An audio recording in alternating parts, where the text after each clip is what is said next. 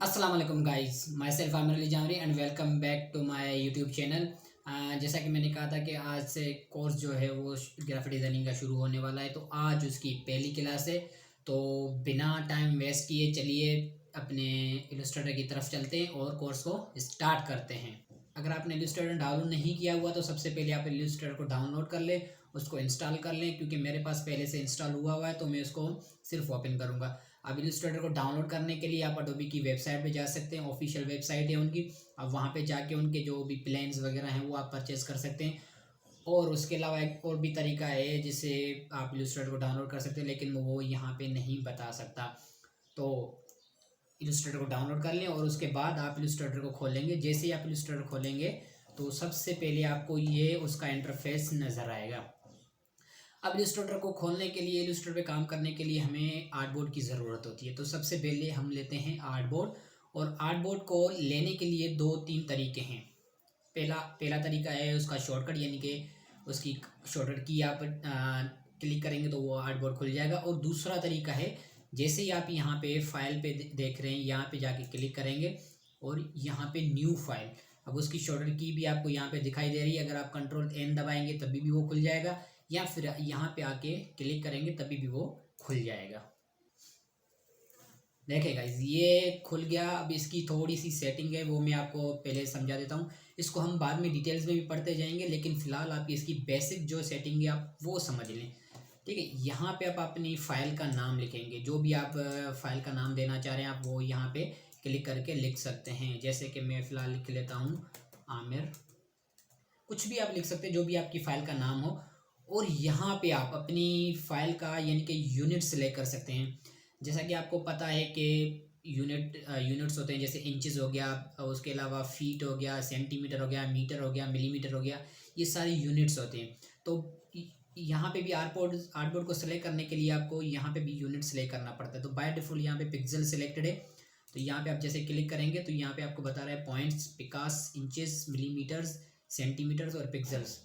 ज़्यादातर जो यूज़ होता है, जो कि मैं भी यूज़ करता हूँ, वो पिक्सल्स या तो फिर इंचेस वगैरह। अब पॉइंट्स, पिकास, मिलीमीटर, सेंटीमीटर तो कम ही यूज़ होता है। मैंने ये यूज़ करता हूँ। अगर प्रिंटिंग के लिए मुझे यूज़ करना हो तो मैं इंचेस को यूज़ करता हूँ। अगर सोशल मीडिया के लिए यूज़ करना हो तो मैं पिक्सल्स को यूज़ करता हूँ। तो फ़िलहाल हम कोई सा भी एक आर्टबोर्ड ले लेते हैं, जैसे कि सेव्ड में आएंगे, कुछ भी नहीं है। यहाँ से फ़िलहाल मैं A4 का कोई ले लेता हूँ। ठीक है, तो ये देखें A4 का साइज़ आ चुका है और ये इंचेस में है। ठीक है, ये उसकी विड्थ है और ये उसकी लेंथ है। यहाँ पे आप मैन्युअली भी जो अगर लिखना चाहें तो आप लिख सकते हैं, जो भी आपको लिखनी हो, क्योंकि ये एडिटेबल। यहाँ पे देखिए आप इसको खुद से भी लिख सकते हैं। और ये उसकी ओरिएंटेशन है, यानी कि आपको आर्टबोर्ड जो है वो लैंडस्केप में चाहिए या फिर पोर्ट्रेट में चाहिए। जो भी आपको सिलेक्ट करना हो, मुझे लैंडस्केप में चाहिए तो मैं लैंडस्केप में कर लूँगा। अगर मुझे पोर्ट्रेट में चाहिए तो मैं पोर्ट्रेट में क्लिक कर लूँगा। अब यहाँ पे आप देख लेना, जैसे मैं पोर्ट्रेट में कर रहा हूँ तो इसकी विड्थ बढ़ रही है और हाइट कम हो रही है। अब जैसे पोर्ट्रेट में कर रहा हूँ तो ये देखें सेम ही चीज़ है, लेकिन उसकी अगर मैं लैंडस्केप कर रहा हूँ तो उसकी विड्थ जो है वो हाइट बन रही है और जो उसकी हाइट है वो विड्थ बन रही है यहाँ पे। ठीक है, और यहाँ से आप आर्टबोर्ड भी ले सकते हैं। मैं वो भी आपको बताऊंगा कि आर्टबोर्ड कैसे, यानी कि कैसे इसका क्या फ़र्क पड़ता है और इसका क्या मतलब है। तो फिलहाल इसको एक ही सेलेक्ट कर लें। और यहाँ पे ब्लीडिंग स्पेस है, इसको बाद में हम पढ़ेंगे। इसको बाद में मैं आपको बताऊंगा जब इसकी ज़रूरत होगी।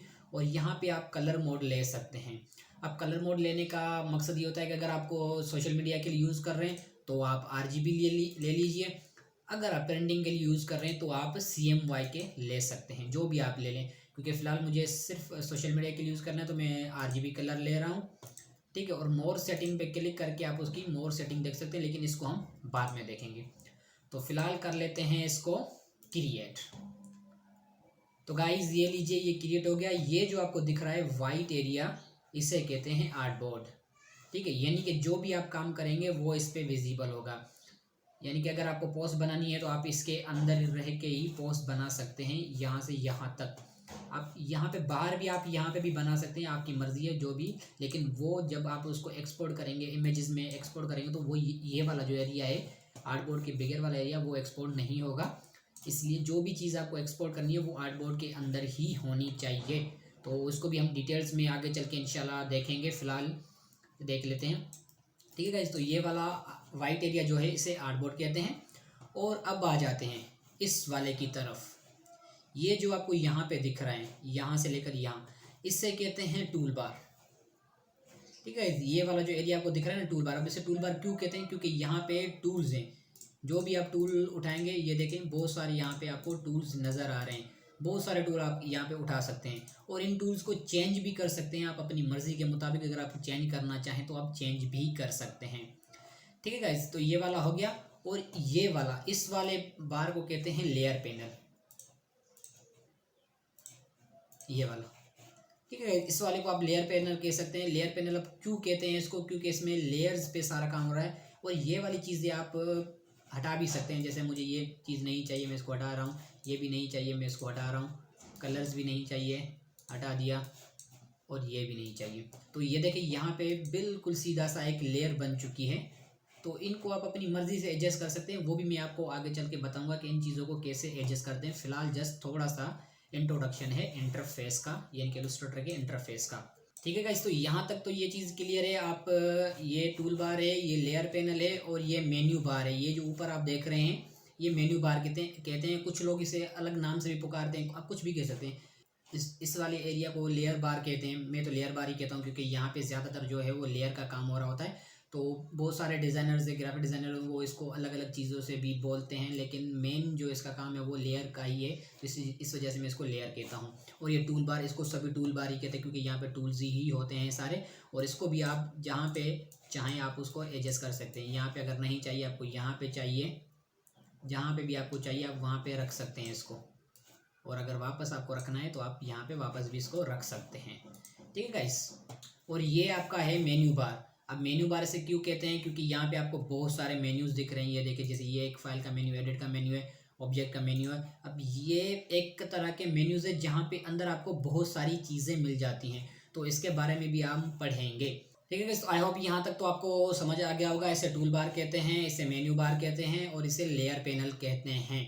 ठीक है, तो इन चीज़ों को आप बाद में भी चेंज कर सकते हैं। ये वाली चीज़ यहाँ पे, ये जो टूल्स बार आपको नज़र आ रहे हैं, इनको भी चेंज कर सकते हैं। मेन्यू बार तो फिक्स ही होता है, इसको आप चेंज नहीं कर सकते। बाकी ये चीज़ और ये चीज़ आप दोनों को चेंज कर सकते हैं। तो इनको भी हम बाद में डिटेल्स में, गहराई में देखते जाएंगे जैसे जैसे हमारा कोर्स आगे बढ़ता जाएगा। तो अब सबसे पहला टूल हम देख लेते हैं, वो है सिलेक्शन टूल। अब सिलेक्शन टूल का तो आपको काम पता ही है, किसी भी चीज़ को सिलेक्ट करना। जैसे कि मैं यहाँ पे कुछ ड्रॉ कर लेता हूँ।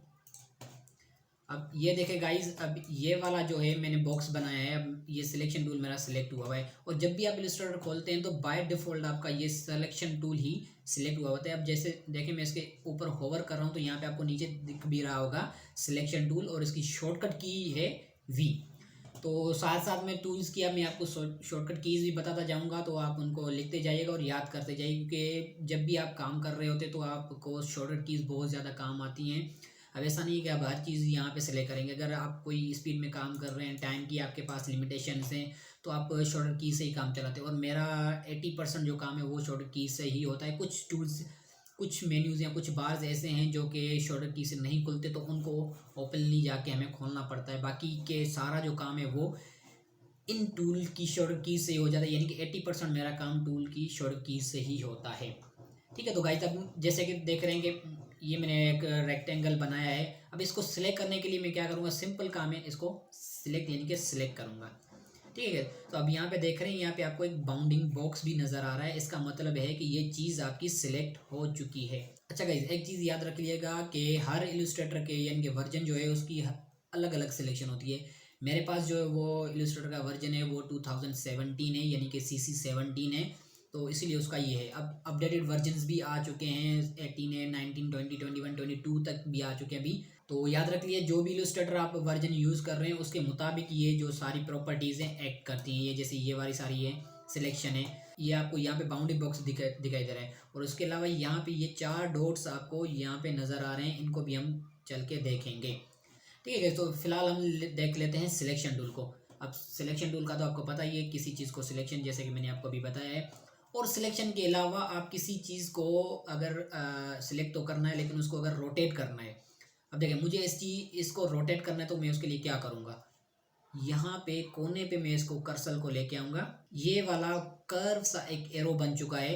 अब इसका मतलब ये है कि इसको मैं दोनों तरफ रोटेट कर सकता हूँ। अगर मुझे फॉर एग्जांपल मुझे इसको रोटेट करना है तो इसको मैं सेलेक्ट करूँगा, क्लिक करूँगा और ऐसे रोटेट करूँगा। अब देखें उसके साथ साथ मुझको एंगल्स भी बता रही है 21, 23 एंगल्स।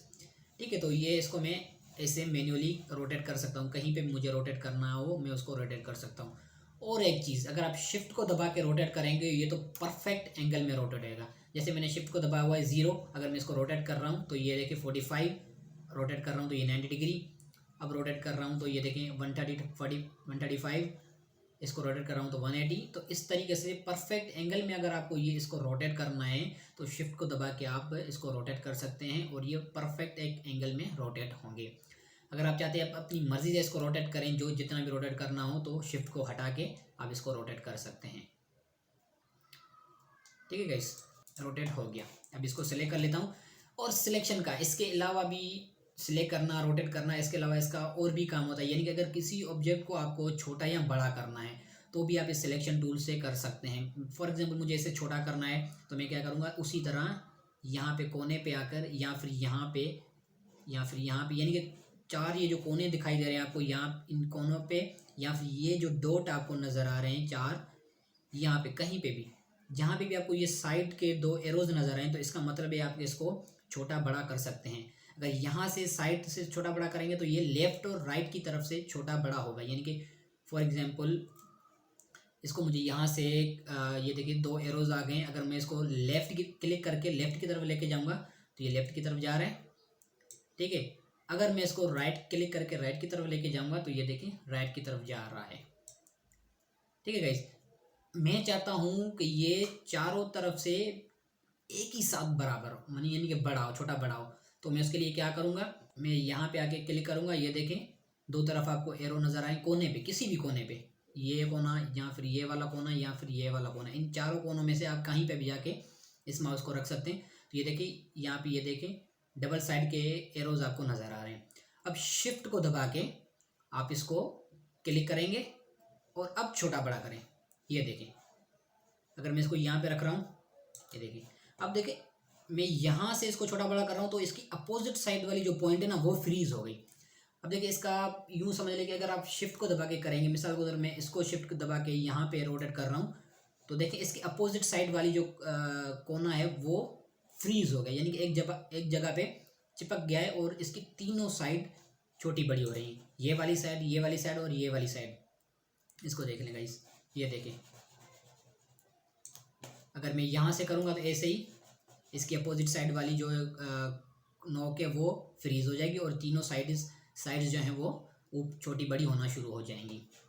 ठीक है, अगर मैं चाह रहा हूँ कि ये तो यहाँ पे सिर्फ देखें तीनों साइड्स जो हैं वो रोटेट हो रही थी, मैं चाह रहा हूँ कि चारों साइड जो हैं वो एक ही साथ बड़ी हों। फॉर एग्जांपल मैं चाहता हूँ कि ये जो रेक्टेंगल है ये सारा एक साथ बड़ा हो, यानी कि चारों तरफ से बड़ा हो। तो फिर मैं क्या करूँगा, किसी भी कोने में जाके रख लूँगा, यहाँ पे रख लें, यहाँ पे रख लें, यहाँ पे रख लें, यहाँ पे रख लें। ठीक है, जहाँ पे भी आप रखना चाह रख लें। फिर आपको क्या करना है, अल्ट शिफ्ट, ठीक है, अल्ट और शिफ्ट को दबा के क्लिक करके आप इसको छोटा बड़ा करेंगे।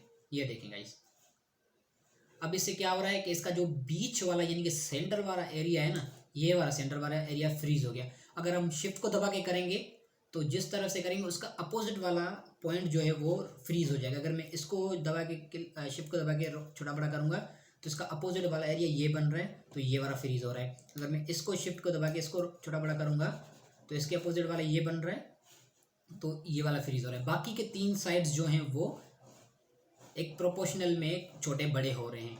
अगर मुझे चारों तरफ से छोटा बड़ा करना है तो फिर मैं क्या करूँगा, यहाँ पे ला के अल्ट शिफ्ट को दबा के इसको क्लिक करके छोटा बड़ा करूँगा। तो अब इससे क्या हो रहा है कि जो आपका ये सेंटर वाला पॉइंट है ना, ये वाला आपका फ्रीज हो रहा है। ये वाला जो सेंटर वाला पॉइंट आपको नज़र आ रहा है, ये वाला सेंटर वाला पॉइंट, ये वाला आपका फ्रीज हो गया है और चारों तरफ जो चारों पॉइंट्स हैं वो एक साथ छोटे और बड़े हो रहे हैं। ठीक है गाइस, ये देखें। अच्छा, अभी आपने देखा कि मैं इस आर्टबोर्ड को ऐसे छोटा बड़ा कर रहा हूँ, तो अब इसको कैसे करते हैं ये मैं आपको बता देता हूँ। अगर आप अल्ट को दबा के और ये जो आपका माउस का स्क्रॉल व्हील होता है इसको अगर आप रोटेट करेंगे, ये देखिए आगे की तरफ रोटेट करेंगे तो ये जूम इन होगा, अगर पीछे की तरफ घुमाएंगे व्हील को तो ये जूम आउट होगा। ठीक है, अल्ट को दबा के, ये याद रख लीजिएगा, अल्ट को दबा के अगर आप इसको व्हील को आगे रोटेट करेंगे तो जूम इन होगा, अगर पीछे रोटेट करेंगे तो ये जूम आउट होगा। ठीक है, आई होप ये छोटी सी क्लास आपको पसंद आएगी। फिलहाल मैंने आपको जस्ट एक टूल बताया है, आगे जैसे बढ़ते जाएंगे हम बहुत सारे टूल पढ़ते जाएंगे। फिलहाल जस्ट थोड़ा सा इलस्ट्रेटर का इंट्रोडक्शन था कि इलस्ट्रेटर दिखता कैसे है, उसका इंटरफेस कैसा होता है और आप आर्टबोर्ड कैसे ले सकते हैं। ये सारी चीज़ें जो हैं मैं आपको अभी जो मैंने बताई, ये इनको डिटेल में भी आहिस्ता आहिस्ता मैं आपको पढ़ाता जाऊँगा। और दूसरी बात, ये जो आपने आर्टबोर्ड लिया है, ये वाला आर्टबोर्ड, आप इसको ये मत समझें कि जब आपने पहले ले लिया तो सिर्फ बस वही तक वही रहेगा, आप इसको बाद में भी चेंज कर सकते हैं। अगर ये इतना आर्टबोर्ड है, अगर आप इस आर्टबोर्ड को बड़ा करना चाहें तो इस आर्टबोर्ड को बड़ा भी कर सकते हैं, अगर छोटा करना चाहें तो इस आर्टबोर्ड को छोटा भी कर सकते हैं, यानी कि अपनी मर्ज़ी के मुताबिक आप इस आर्टबोर्ड को एडजस्ट कर लेते हैं। तो इस चीज़ की फ़िक्र ना करें, इंशाल्लाह मैं आपको सारी चीज़ें डिटेल में बताता जाऊंगा। तो मेरे चैनल के साथ कनेक्टेड रहिएगा, और अगर अभी तक आपने चैनल को सब्सक्राइब नहीं किया तो सब्सक्राइब कर लीजिए। ऐसी बहुत सारी वीडियोस और क्लासेस आने वाली हैं, तो चैनल को सब्सक्राइब करना ना भूलिएगा। और तब तक के लिए अल्लाह हाफिज़, मैं मिलता हूँ आपसे एक नई वीडियो नई क्लास में।